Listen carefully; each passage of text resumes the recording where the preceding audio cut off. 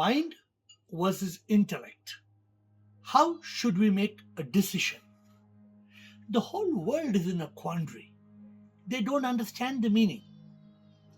When you want to make a decision, there are two voices that are inside us. One voice is the voice of the mind. It is emotional. It seems to be coming from the heart. One voice is that of the intellect. Sometimes it seems to be coming from the head, but it's actually not from the heart or the head.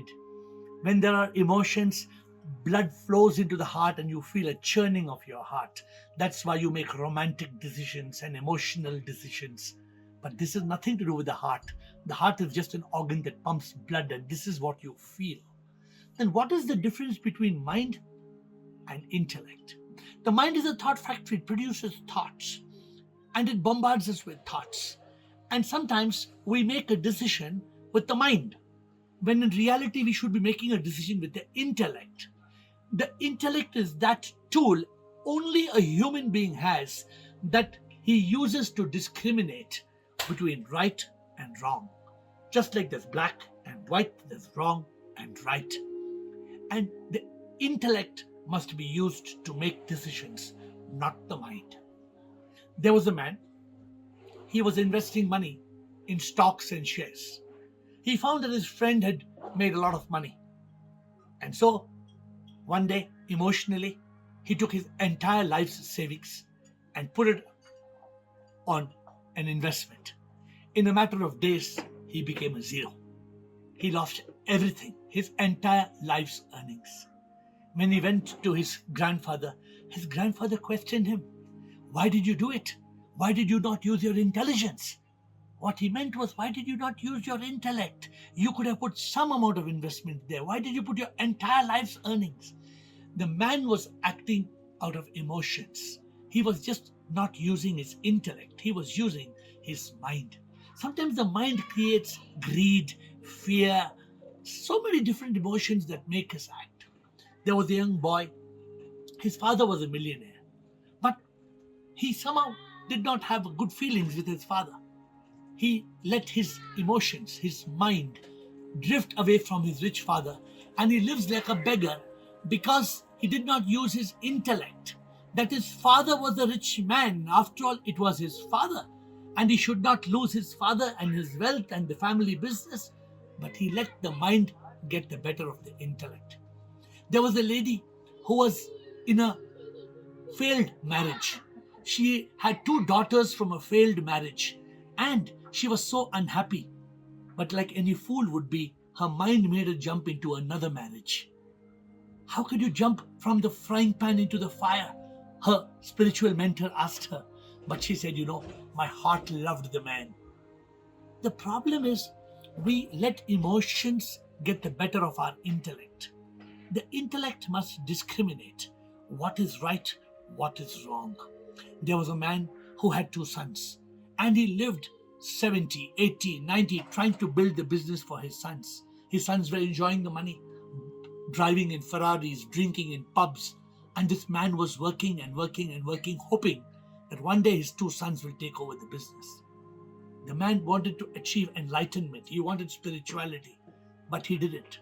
One day, he died because he was a slave of his mind, his emotions. My dear friends, there are hundreds of such cases where we let our mind, our emotions, our thoughts get the better of us. Actually, these are not emotions, they're feelings. We often call them emotions, but we let these mind and feelings get the better of our discrimination. The human being can discriminate. He knows what is right and wrong.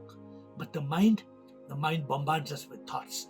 The mind fools us. The mind makes us feel emotional. Either it is through love or greed or desire or just luck and chance. We want to let the mind take a chance, not realizing that the mind is our biggest enemy. Therefore, if you have to make a decision, stop. Don't let the mind make you decide your life. If you do, you are only going to cry. There are many people who live miserable lives only because they went by their mind. There was a girl who met me recently, and she said there was a guy who was madly in love with me. He was not so rich, but I was madly in love with a millionaire.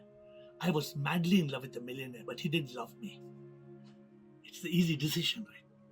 And she got married to the millionaire whom she loved, but he didn't love her.